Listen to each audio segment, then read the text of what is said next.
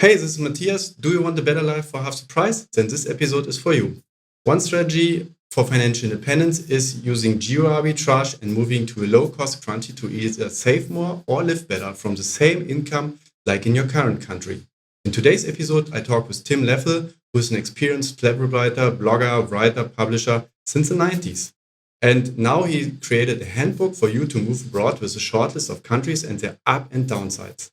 We also talk about his personal picks and how COVID affected digital nomads worldwide. We talk about Europe's role in the world and, of course, his own story shifting his hub from Florida to Mexico.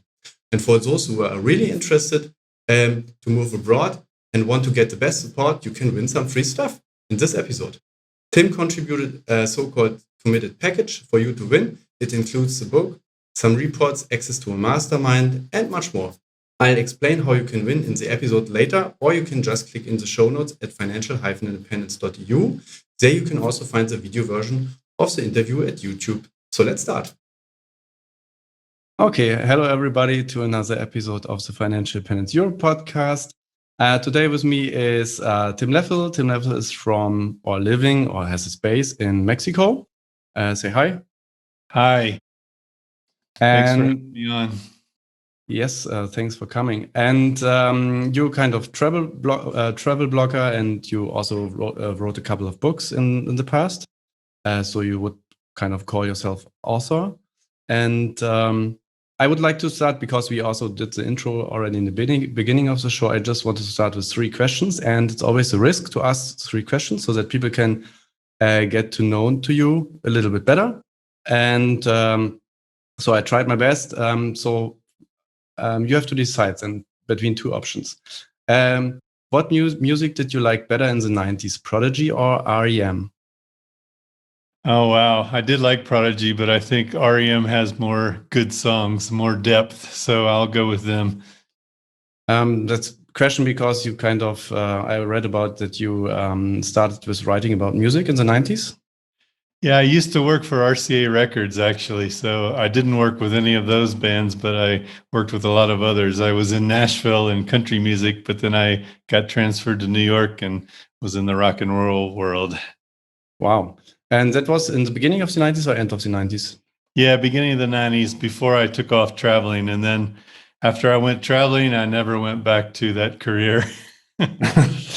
Yeah, why not? And then second question, when cutting costs, what would you choose if you could just have one thing, a car or air condition? Oh, wow. I have neither where I live, which probably sounds strange to a lot of people, but I live in the highlands of Mexico at 2,000 meters, a little more. So we don't need air conditioning here. And also most of the streets are pedestrian only, so I don't have a car. But before this, I lived in Florida, and there you definitely need air conditioning. So I would go with that when I was in Tampa Bay, Florida. So yeah, Mexico, I thought maybe air condition would be a good choice. But that's a smart move then, to just go up into the mountains that you don't need an air condition. But yeah, it's true in a lot of countries. If you just change your altitude, you can change your weather. So that helps to get up a little bit higher. And are there any other luxuries you consume, you like to treat yourself? Well, I like to drink good beer, craft beer, and good bourbon on the whiskey side. So I guess those are probably my main vices. And the thing that drives up your costs if you're an expat almost anywhere in the world is if you're trying to eat a lot of food from home. So I guess that's always kind of a splurge when you buy something imported that you're missing. Yes, like buying bread in the UK. So German bread in the UK, it's also very expensive. Or getting oats on Mallorca is kind of 4 times the price of Germany. Yeah. So you have to adapt a bit to the situation. And I've seen, basically, I've also seen on Instagram that you drink a craft beer, or you're always posing with your drinks on Instagram. Yeah, especially when I'm in the US. It's a little bit tougher in Mexico because there is a craft beer scene here, but it's very young and the distribution's not very good. So it's a little more difficult. Whereas in the US, where I lived in Tampa, there were 70 breweries in that city. So you kind of get spoiled. And so last question, if you would like be a little bit younger, like 20 years ago, or 20 or 24, or would be reborn younger, basically, how would you start then your career as a publisher? Would you then do it completely differently, like opening a TikTok channel or Instagram, YouTube, Snapchat, or would you just start reaching out for other blogs and start writing for them as a freelancer or for free? Yeah, there's not a lot I would change, because when I started out as a travel writer, there was really only one or two ways you could be a travel writer. You could write for magazines, or you could write guidebooks, and there weren't many other options. It was writing for print or doing nothing. And so that's how I started out. But as soon as blogs started, I started a blog then in 2003. So I've been doing this for a while. But one mistake I made that I would change now is my publisher started my blog because they thought it would be a good idea to get some publicity. So my domain was travel.booklocker.com because Booklocker was the publisher. And that was a mistake because later I needed to change it to my own domain and everything had to be redirected, and it was kind of a mess. But maybe I would start with video earlier than I did. But yeah, I don't know. I still try to spend more time writing than I do on social media because I feel like if I write an article, it's going to be around for years. But if I post something on Instagram, it's going to be gone in 2 days. That's true. And you maybe get 50 likes and then it's, just gone away. Okay, so but I think videos is getting more important also. That's why we're also recording it today, because everybody wants to watch videos. Still not tired from all the Zoom calls during COVID. So why not? And have you heard about the financial independence movement? I mean, you come from the States, so it has been earlier in the United States around this financial independence movement than in Europe. Have you thought about it, or when have you heard about it? And when are you planning to retire? Or do you feel already retired? Yeah, it's interesting. Actually, a few people I interviewed for this second edition of my Living Abroad book were advocates of that movement, and they actually retired early and moved abroad. And part of the theme of this book is that you can have a better life, for less money. And for a lot of people in that FIRE movement, it's an ability to maybe move up the timeline to do it a little bit earlier, because you can move to a country where the costs are lower. And so you don't have to sacrifice as much, and maybe you can start living off your lower amount and you don't have to save as much. For me personally, it's not really been a goal because I really like my job. I don't dread Mondays as I did when I worked in a cubicle job at one time. I actually like what I'm doing every day. And in normal times, when there's not a pandemic, I'm getting paid to travel around the world and write about it. So that's a pretty good life. So I don't know what I would do any differently if I retired. I think I would kind of get bored. So maybe I could retire now if I sold off my websites, but I would rather not. I'd rather just keep going, because also if you're a writer or an editor or author, those are jobs that aren't a physical strain. They're not difficult. Maybe that you work your brain, but it's not like when you're working 80 hours a week being a stockbroker or a lawyer or something where you're really getting stressed out. I don't feel any pressure there, so I'm not in any hurry. But I understand the movement, and I understand why people are striving for that, and it's a good goal to have. And I do believe in trying to live within your means and live a frugal life. I mean, my wife and I drove a Prius that we shared for the last few years. We were in Florida, and for Americans, people look at you like you're crazy if you only have one car for the two of you. But we only needed one, and you spend a lot of money on a car. And there's a lot of ways you could cut your costs without necessarily cutting back on your life. But what I'm advocating in this book is you can sort of have it both ways. You can live in a more frugal way, but you can also live it up and have a fun life as well. Yes, pretty good, because that's one way to get financial independence, just reducing your cost and using the arbitrage, cost arbitrage between countries. So that's also what many people from our listeners are doing. It's not the kind of fat fire where you just live in New York City and try to get as many real estate as you can and get a high salary. The downside could be that you have some health problems running all the side gigs and all the working so much. So maybe it's the easier route to just move somewhere else. It doesn't have to be far away. Maybe just me as a German can just go to maybe Portugal or to Hungary or whatever. Right.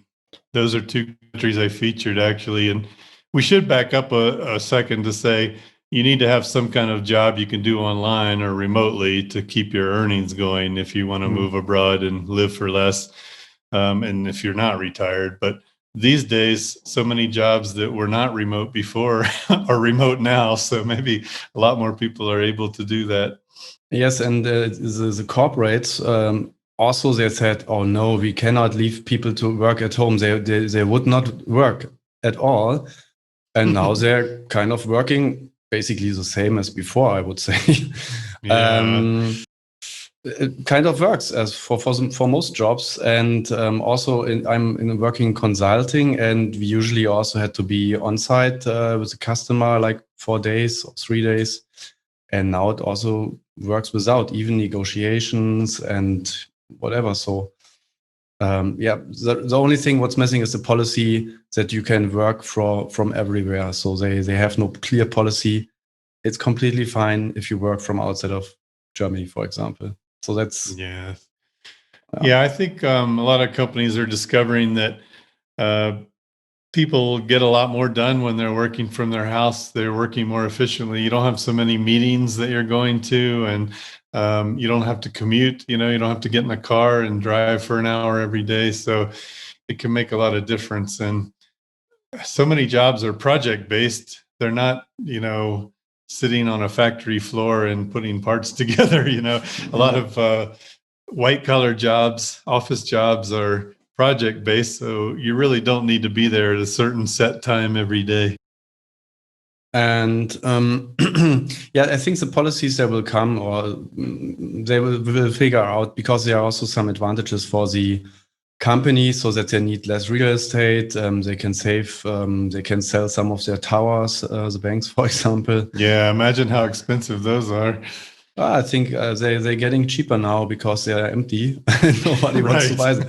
And you cannot put Airbnbs in every bank tower in Frankfurt, for example, or in London, although it would be funny. But one thing I was asking myself is aren't you kind of an economic refugee if you go from like the States to Mexico? Or you're just doing it because you cannot afford living in the States? Is it could be a problem for yourself? Well, I did live in the States off and on. The last 10 years, I kind of went back and forth between Mexico and the USA because I had a daughter in school and now she's finished. But she did 3 years here in Mexico, went to school in Spanish. But then we went back to the USA for her to finish her high school and get, a high school diploma from the USA before she went to college. So we did live there and make enough to get by, but we just live so much better in Mexico. So some people are economic refugees, especially you find that in places like Nicaragua and Ecuador, where you only need, $600. You only need to prove an income of $600 a month or something to get residency. So a lot of times when people can't afford to live in the United States, they'll move there. A lot of times it's for healthcare reasons because, as you probably know, we have a terrible healthcare system. It's all profit-based and it's very expensive in the United States. So a lot of people will move abroad just because for that reason alone, they can cut their monthly expenses by $1,000 or more just by getting rid of overpriced health insurance. So some people do it by necessity, but I think a lot of people do it by choice. And an hour and a half down the road from me is San Miguel de Allende. And I've been to Los Cabos in Mexico a few times, and those two places are filled with millionaires. They're filled with people that have moved by choice, not because they have to. So basically, it's low-cost countries, but you don't have to move just for the purpose that it's lower cost. But there are also some wealthy people there, and just one question for them. It's better deals on real estate. It's a nicer home for the money, and it's the arbitrage factor again. They can have a daily maid and a driver if they want, and be looking out at the ocean in Los Cabos, and they could do that for a third of the price or less than they could in California, for instance.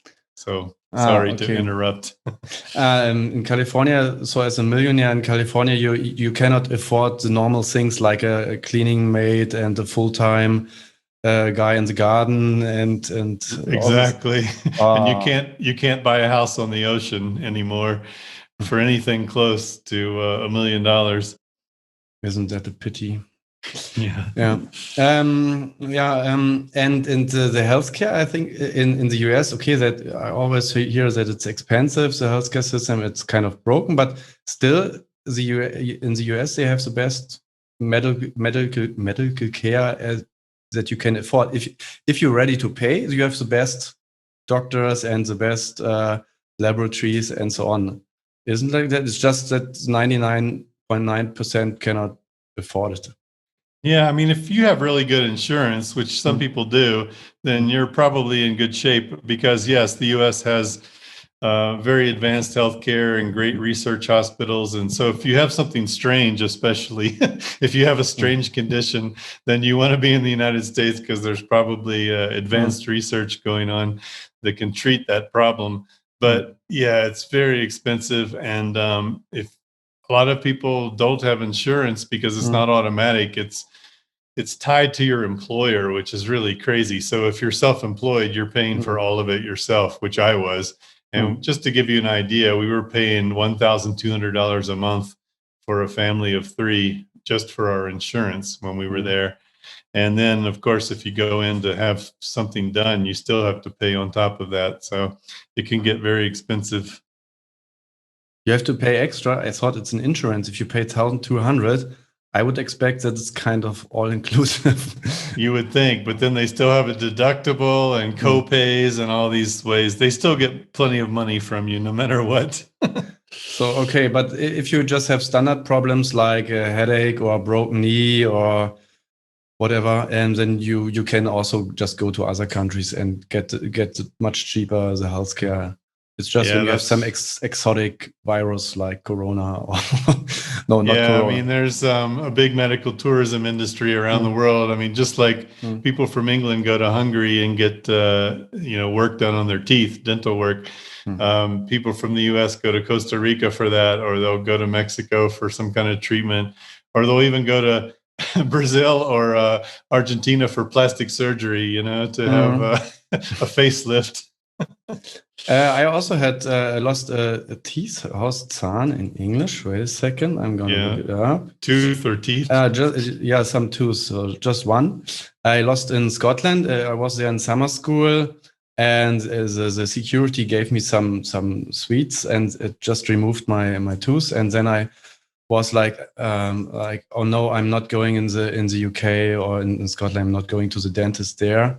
Because I have seen all the people just letting it open and waited until I was back to Germany. But next time I would just fix it also in Scotland. Okay, so and maybe we can now go to that part how you would pick the place. I mean, in your book there are a couple of countries, so you did a good job just preparing a list of countries, a short list, as I understood, of countries that are worth going, and you explained in the book also the downsides and advantages of these countries, so people can just go through it and getting inspired where they could go to. what would you say would be a good approach to to choose a country where you could go? Yeah, so there are 19 countries with full chapters in that book, and then I have a few honorable mentions, other places to think about. But I always tell people there's 3 ways to look at a place you could live. There's the head factor, which is things you can put on a list, like I want a place with a warm climate, and I want to live near the mountains, or I want to live near the beach, those kinds of things, places with good coffee, whatever your criteria is.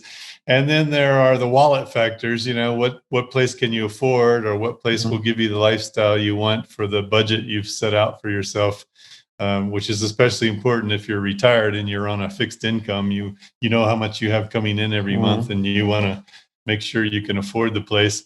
But the third thing is the heart factor, what place speaks to you and gets you excited. And I'm sure you've traveled places before where you've looked around and gone, oh yeah, I could live here.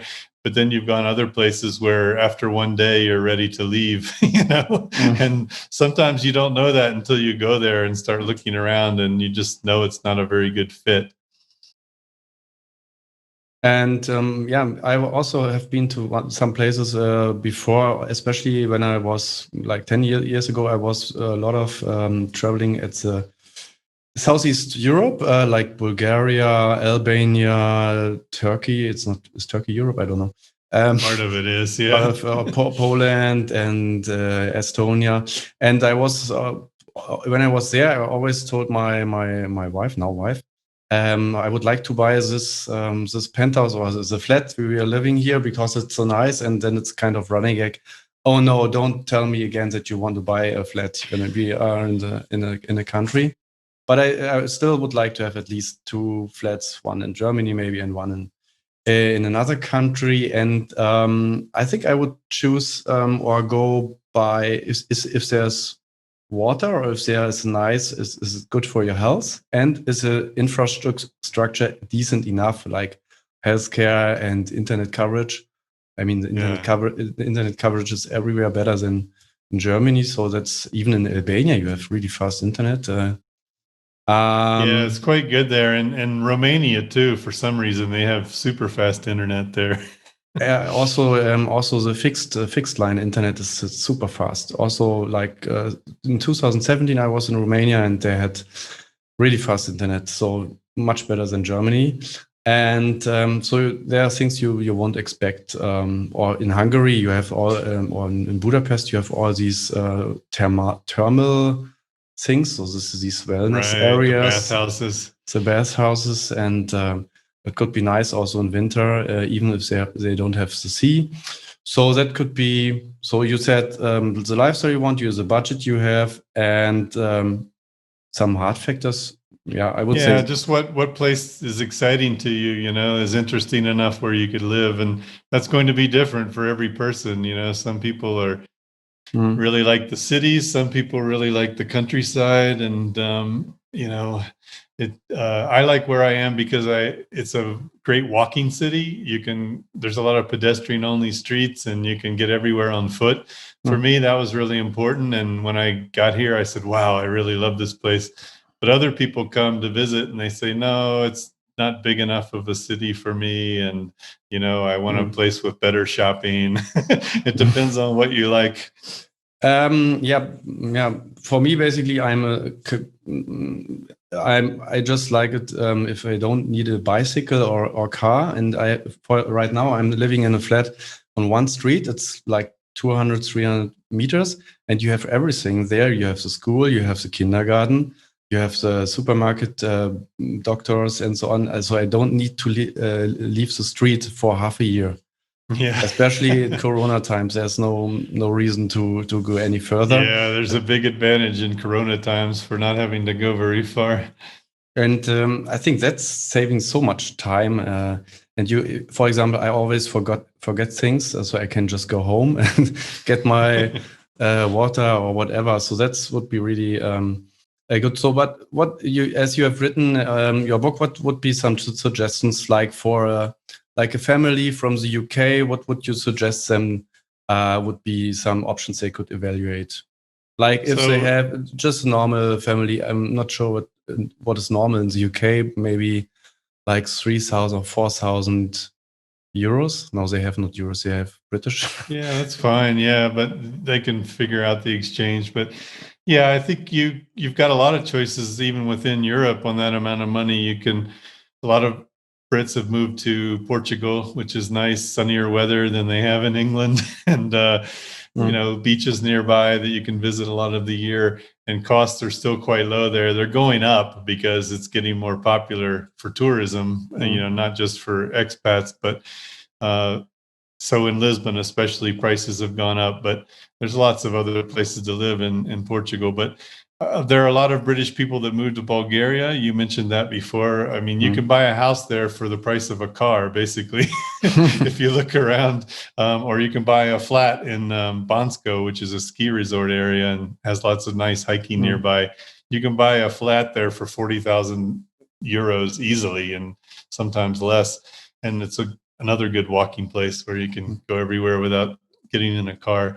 But the former Iron Curtain countries, Eastern Europe, whether they're really East or not, places like Hungary and Czech Republic and Slovakia, Bulgaria, Romania, they're all a pretty good deal. And then the Balkan countries too, which you talked about. Albania is a great deal. If somebody really wants to be adventurous, Montenegro or Bosnia, some of those other countries are quite a good deal and are literally a quarter of the price when it comes to rent that you would have to pay in the UK. No, I've also been to Bosnia. It was really friendly. So people was really nice. Yeah, I liked it there. Infrastructure was also okay. So not too bad. So, but I think you can also get in East Germany. You can also get a house for like 40,000 euros. Really, still okay. Still, but in the rural areas where you just a bus once a day, so you also need a car then. Yeah, of course, and also not much internet.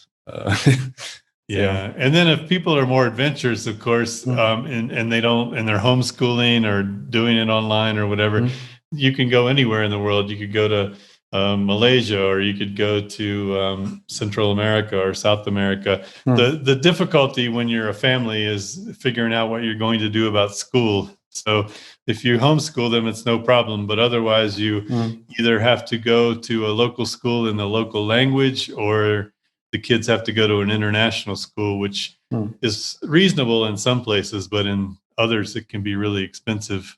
Yes, that's the main point with families. I thought going to Lisbon for one day, and they have some German English school, so that wouldn't be a problem. But that's the most important things. But if you, for example, you have hotspots where many people go, like in Thailand, in Chiang Mai, or I think they have great schools.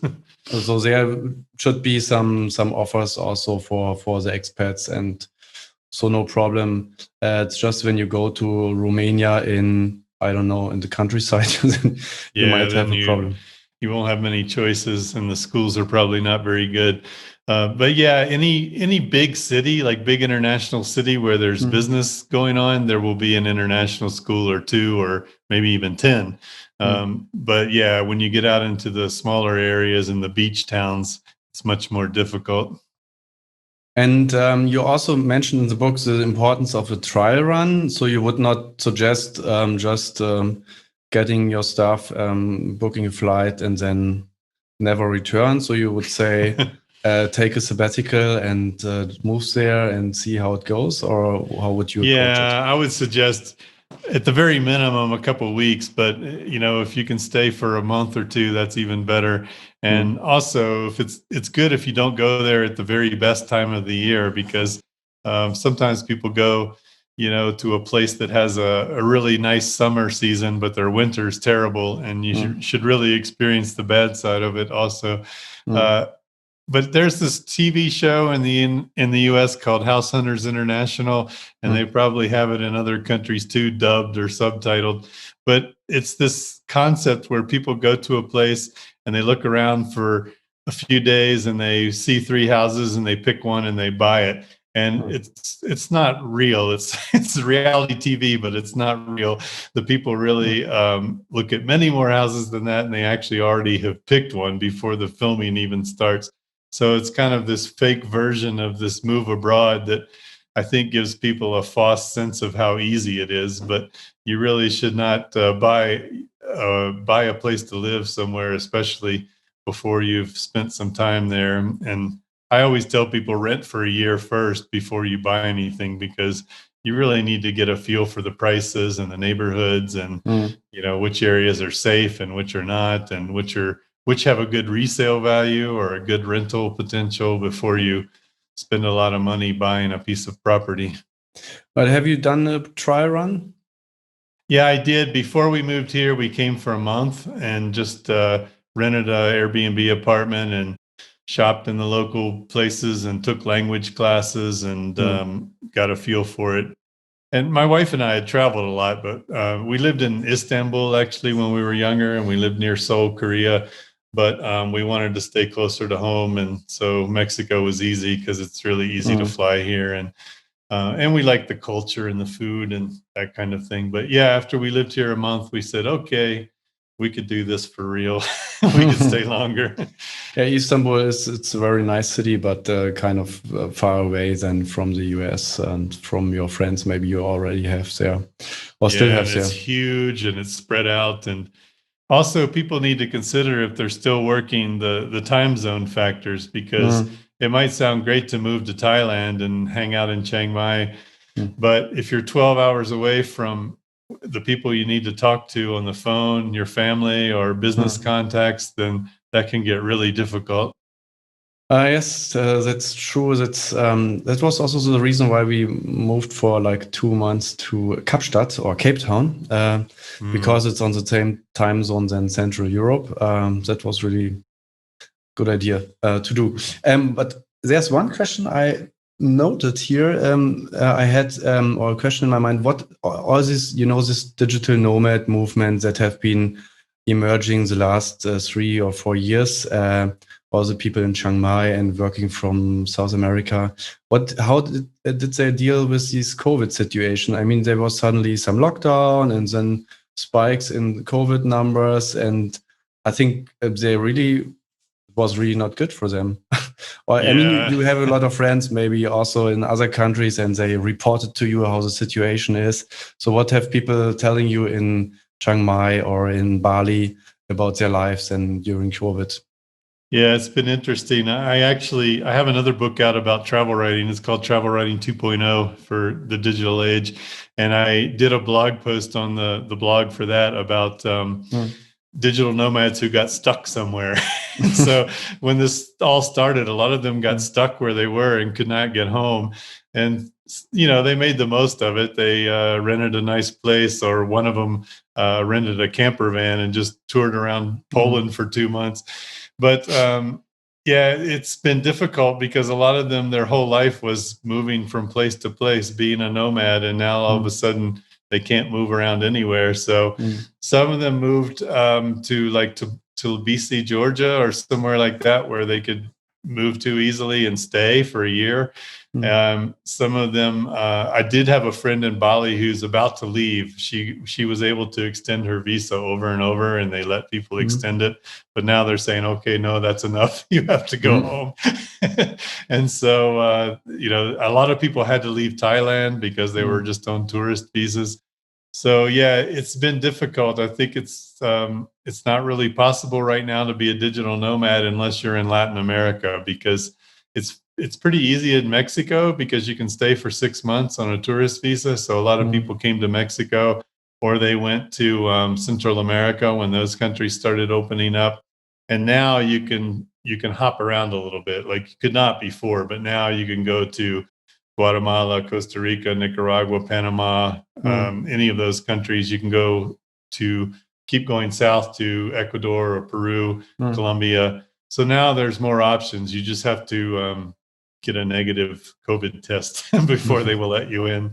But you have more options now. But, you're in Europe. It's very difficult to travel around Europe, and most places in Asia are not open now. Yes, and the flight, I could imagine that also flights have been more expensive due to COVID as they reduce the amount. And I mean, some people I've seen they just went to Sweden because Sweden they didn't lock down so much, and you can just do what you want in public. But also now they kind of closing. So yeah, they're having higher case numbers than Germany, for example, right? Yes. And just today in Germany, they announced that there's a new lockdown, a hard lockdown, they call it. But it's not as hard as in Spain or Italy. So you can go out also for jogging and so on. Yes. So I kind of I would say that's a small disadvantage that when there's a black swan that you kind of hit and you cannot move so easily to other countries if you kind of living in these not Central Europe areas, I would say. So that's this was a black swan event that not many people predicted. I mean, we've had pandemics in the past that spread to a few countries, but it's been more than 100 years since one spread to the whole world, and it was hard for people to imagine that healthcare is so much better than it was 100 years ago. So everyone thought, oh, it's never going to happen like that again. Yeah. So, and, but as in Germany, they at least say they got everyone who is a German. They collected them then with planes from all over the world, but they told them, if you go and travel again, we're not going to collect you again. Oh yeah. So that because it was really expensive. So let's see how it works, and if there's still, if then next year the digital nomad is still on hype or is then continuing. I think a lot of them did not have a plan B either, which is a big problem. Like you've probably read Anti-Fragile, right? Because you mentioned the Black Swan. Nassim Taleb, the author, has a book out called Anti-Fragile, and I think probably the people in your financial independence, retire early movement are already more anti-fragile than someone who's, for example, a digital nomad who has no savings, because even if they lose their job, they've got something to fall back on. They've got money in the bank, so maybe it changes their plans, but at least they have a backup plan.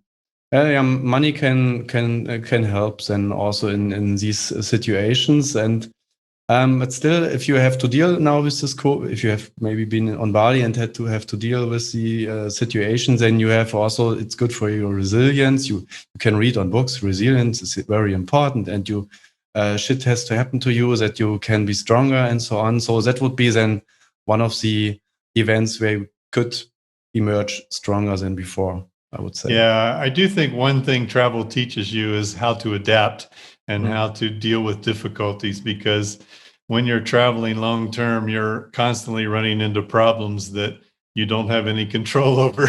With the bus doesn't come, or the plane doesn't leave, or the hotel's not there anymore, or whatever. And so I think you get used to running into problems and finding out how to get around them.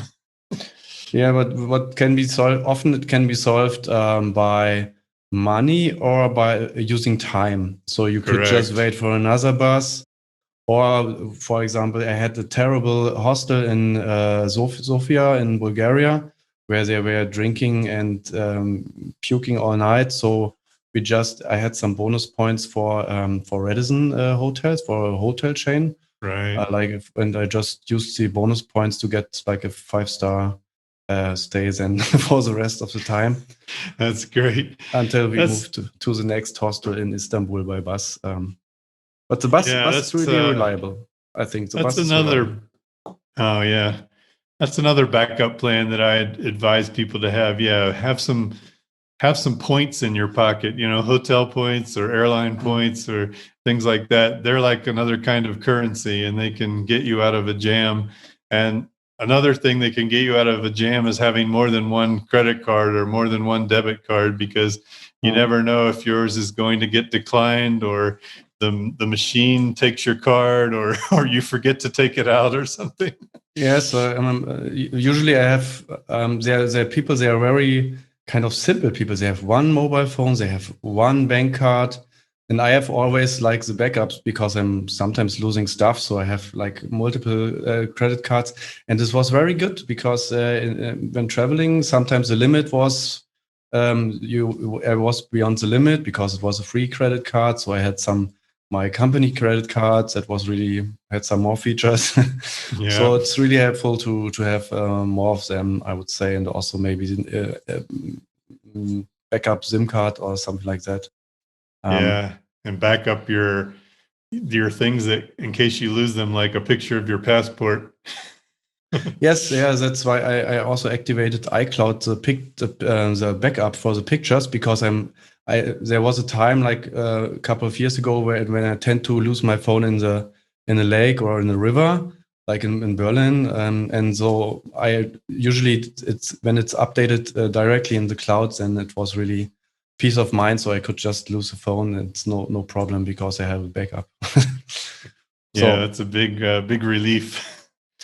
And there's one question I also have for people. We have also listeners from Portugal or Italy, also from Romania, and also from the countries you kind of advising that people can go to. But what can people, for example, in Bulgaria, is there an option for them also they have to go to a cheaper country, I would say. They have to find a cheaper country. Yeah, it gets difficult the further down you get on the list, obviously, of costs. I would say it's pretty hard if you live in Bulgaria to find a cheaper place in Europe to go to, except maybe Bosnia or Albania, but you probably need to go somewhere cheaper still, like maybe Cambodia in Asia. But yeah, it gets more difficult. There's always the option of going to a smaller city. So, for example, if you live in Sofia, maybe you can go to Plovdiv or Velika Turnova or another city that's smaller and bring your costs down. Otherwise, I think you just have to save more money or find a better job or the other things. So you can find a better job by just going to the UK, for example. Right, which plenty of people in Bulgaria do, of course, Yes. and Romania and other places. They move to a richer country so they can earn more money, and maybe it's temporary. A lot of people move from Mexico to the United States to make more money, but they're not doing it as a permanent move. They're doing it for a year or two to save some money or send money home, and there are also seasonal workers that go to the United States to work on a potato farm for 6 months, and then they go back to Mexico again. And so that's always been an option for people, is doing seasonal work. And you can do that all over the world, or you can go work on a cruise ship or something like that. And it might be a good adventure to make some more money for a different life. People also during COVID, they in Germany imported people from Romania to help with collecting fruits and in the agriculture because they just needed them. So it's pretty safe if you want to earn money in UK or Germany to be in the agriculture business. You get a flight, business class, or at least second class. So it was really still valuable for the countries to get the people. And also, it's important to note that it's much easier these days to have a side hustle or a side gig or to work freelance and for people to find you on platforms like Fiverr or Upwork or something like that. I mean, my guy who does most of my technical web work, he lives in Moldova, and so he lives there and he works for me and he works for lots of other people and makes a better wage than he can make locally. But all the work he's doing is online. He just has to log on to the site and do his work. And it's also true for graphic designers. It really doesn't matter which language you speak if you can do graphic design and do it well. So I think it's easier now to live in a cheap country and still earn dollars or euros or pounds working for someone else in another country, because we didn't used to have these platforms. It was hard to find someone working in another country who had good skills, but now it's much easier to find these people. And so I think if you're good at something, if you're a systems analyst or you're a coder or you can do design, then you can probably make money in another country without having to move to that country. Yeah, there are also many people in Georgia who speak German. For some reason, they do some virtual assistant work for German companies and so on. So that's a good opportunity. Also, if you have a small business, to take advantage of them, or if you're busy with your day job, you can just hire somebody to research for presents or gifts for your family. Yeah, you don't have a to do it virtual yourself. assistant. So last question maybe on that is, what do you think about Europe's place in the world? Would you say somebody from the US would also consider Europe to live, or is Europe just a place to retire for people from the US who have money, or who would go to, what's Europe's place in the world and who would go to Europe? No, I think most Americans who are educated and, liberal, progressive, they kind of look at Europe as the most sane place in the world. I mean, we've had obviously an insane president the last 4 years, and I think a lot of people started looking at places like Portugal or Hungary. I mean, Hungary has its own problems, but people started looking and going, okay, the grass looks greener over there. It looks like a better place to live. But also a lot of Americans have European heritage. And so they sort of have a tie to Europe. They came from Ireland, or they came from Germany, or they came from Italy. So they have a desire to go back there, and they have a dream of living in a place like that. And so I think a lot more younger people have been moving to Europe the last 4 or 5 years, and I think that's going to continue. The difficulty is, for Americans, it's much harder to get residency than it is for EU residents. So we're starting to see things like this digital nomad visa, or the Estonia's e-visa, and Barcelona is making it a little easier. I mean, Spain is making it a little easier to go live in Barcelona, and Portugal's making it easier for Americans. So I think you'll see more of this happening, because traditionally these countries always were open to very rich people. You could buy your way into almost any country if you're willing to invest enough or spend enough. But now they're making it easy for people who are working online to go live in a country like that. And it makes sense, because normally those people are giving more than they're taking. In other words, they're not a strain on the infrastructure, or a strain on the school system or whatever, and they're actually spending money in the country on a regular basis. So it's a net win, and they're educated usually, and they're the kind of people you want to have in the country. But traditionally, it hasn't been very easy for people to work legally online and live in your country without having some kind of physical job. Work visas were always set up for people who had a physical job. And so I think that's getting better, and hopefully it'll keep getting better. And there's also some competition between the countries. So it's like different supermarkets. They're competing for the people, and they're offering other stuff. And so, do you want to go to the discounter, or do you want to go to the Walmart of the countries? And I think like Estonia did a lot for business owner, Portugal for people who want to retire, and Malta for people who want to create a trading business. They have an interesting. And the Czech Republic has set up some kind of freelance visa for freelancers who are working online. But I'm surprised we haven't seen more like this from places like Romania and Hungary and Slovakia, because they've kind of had a drain in population. A lot of young people have moved away to work somewhere else because of the reasons we were talking about. So there's whole villages in those countries that are just full of old people, So I think if they would do more to bring people in who are working online, then they could sort of offset that population decline a little bit and get people into their country who are spending money, and would bring some actual youth into the population, bring down the average age. Yeah, I think that's a problem all West European countries have, but I didn't know that it's also East European countries have the problem that they have reduced population over the next years. That can be very expensive. Yeah, and it's not just because they're having fewer babies. I know that's the problem in Italy and some other countries, but it's because a lot of young people are leaving to work in Germany or the UK or somewhere, and then they don't come back. They just come back for Christmas. Yes, yeah. Yeah, we have a lot of people, new people also coming into Germany, and but still we also lose people over the next years. So there will be also some empty villages. Then also, if you like to buy a village, then wait a couple of years and then like Schitt's Creek. Yes. Do you know that show? Not really. But other question. Don't you think Europe is very boring because we regulate everything? And so who wants to be in Europe because we don't innovate? You know, in the United States, they innovate and they have all these startups. In China, you can easily get rich maybe. And in Europe, we just regulate stuff. And isn't that boring?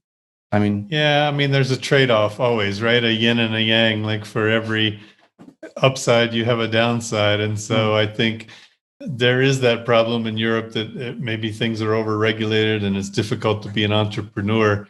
But on the other side, you have fairly progressive politics and less income disparity, maybe. It's not just the rich getting richer and it's more spread out. I mean, especially in Scandinavia, that's a whole different story. Yeah. But you have better social structures and more of a safety net. So I think for all the bad points, you can find good points as well. And I think for people who are working online, they run an online business or they're freelance, it doesn't matter so much, except maybe they want to go shopping on Sunday and they can't. There are regulations like that are annoying, but I think the business startup problems are not really an issue for them. So basically, also maybe we have to finish them in a couple of minutes. But as you mentioned already, your side businesses and entrepreneurship. How did you? I mean, you have a lot of websites, like a couple of websites about helping writers and many books and so on. How did you create this publishing empire? What was the hardest part? And or would you say you just had a lot of time and that was? Well, it was kind of market based. I did it gradually over years, and then when I saw an obvious hole in the market, like if nobody was covering something very well, if it was hard to find it on Google, hard to find good information, then that's why I started a site. And so I started one called Perceptive Travel, and it's all narrative stories from book authors because there were not many publications publishing narrative travel stories, and now there's even fewer. And I started one that I eventually sold called Practical Travel Gear that was all about travel clothing and luggage and backpacks and things like that, because I wasn't seeing much out there about normal things, just the really expensive gear, the expensive things. And so that's kind of how I did it over the years. And I feel like it's not 5 times harder to run 5 sites than it is to run one. Like you get some efficiencies and you can have somebody work on multiple sites for you and things like that. And so it's a little bit easier, and I manage my time pretty well, I think. But yeah, I found that passive income works a lot better if you have more than one website. And it's also back to that anti-fragile thing we talked about. If you have multiple sites or multiple kinds of businesses, then you don't have to worry so much if one of them has a terrible year. So that was really helpful this year because I had one site, for instance, it's all about hotels. It's called hotelscoop.com. It's all hotel reviews. Well, this year, this has not been a very good year to write about hotels. So thankfully, I had other ones that were doing better.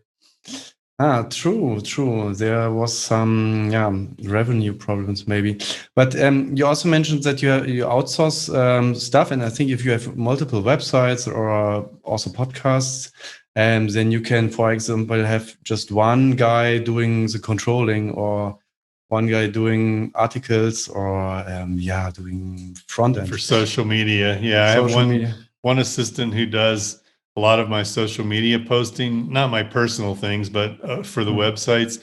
And yeah, she does all the sites. It's no problem. You can set it up in Hootsuite, so you have a different tab for each one, and you can use Tailwind for scheduling on Pinterest. So yeah, I can offload that to her and let her take care of it. And I have an associate editor who does some of my article postings on some of my sites. So yeah, you can get one person to do multiple things.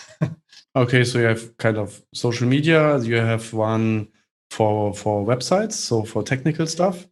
And then there was another one, but I forgot it. So yeah, I have one doing sort of editorial. She's like an associate editor. She posts some of the stories. And then, yeah, I have a person who does a lot of the technical WordPress things that I either am not very good at or would be very time consuming for me.